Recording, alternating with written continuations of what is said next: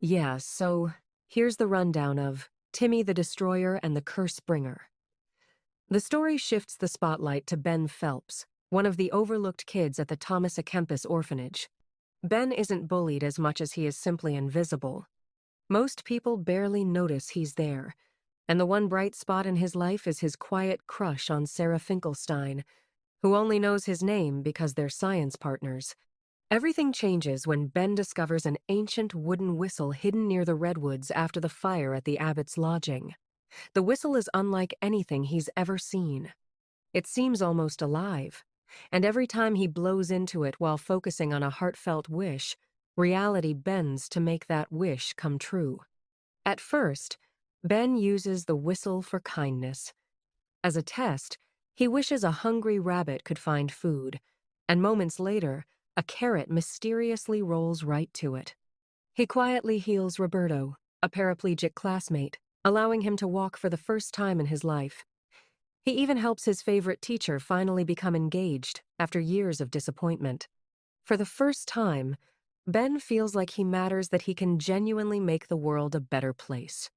The whistle also grants Ben something he's always dreamed of.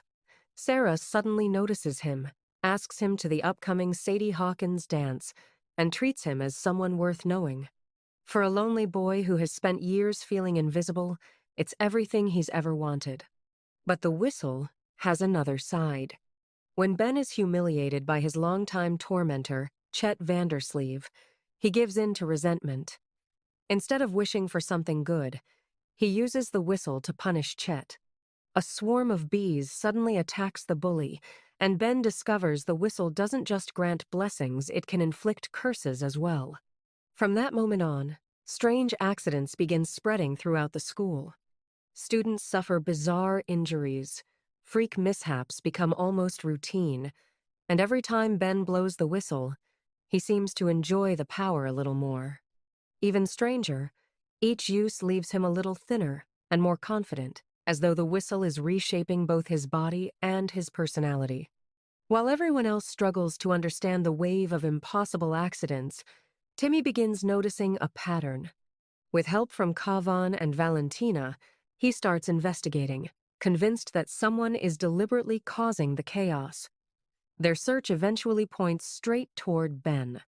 Ben secretly uses the whistle to manipulate events during the big football game the night before the dance, and he wins a huge bet, planning an extravagant evening for the two of them.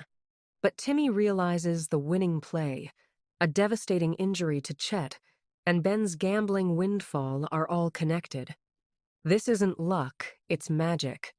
By the time the Sadie Hawkins dance arrives, the school is practically limping into the gym.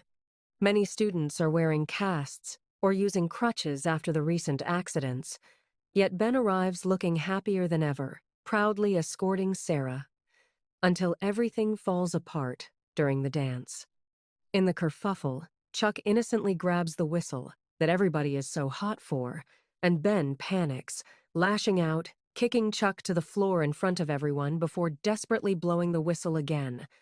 The whistle answers with another curse, sending a terrified horse charging into the gym. Timmy pushes his friends out of danger and takes the full impact of the runaway animal. To everyone's amazement, he gets back up completely unharmed, unintentionally revealing that he, too, has extraordinary luck as well. Ben flees into the surrounding forest, and Timmy gives chase. Away from prying eyes, Ben unleashes the whistle's full power, calling down lightning, toppling ancient trees, summoning fire, and even magically controlling a family of Bigfoots to stop Timmy. The creatures quickly recognize Timmy as an old friend once the spell is broken, but Ben escapes deeper into the wilderness before Timmy can reach him.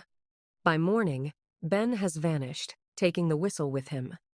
Timmy realizes the artifact isn't simply granting wishes anymore, it's changing its owner. What began as the dream of a lonely, kind-hearted boy has become something far more dangerous. The whistle rewards compassion, but it also feeds anger, jealousy, and revenge, slowly twisting Ben into someone he never wanted to become. At its heart, Timmy the Destroyer and the Cursebringer is less about good versus evil than about how power magnifies the person holding it. Ben doesn't start as a villain. He starts as a forgotten kid who finally feels seen. But as the whistle grants every wish, both generous and spiteful, the line between miracle and curse begins to disappear. Timmy now faces perhaps his greatest challenge yet. Not defeating a monster, but saving a friend before the evil consumes his soul completely.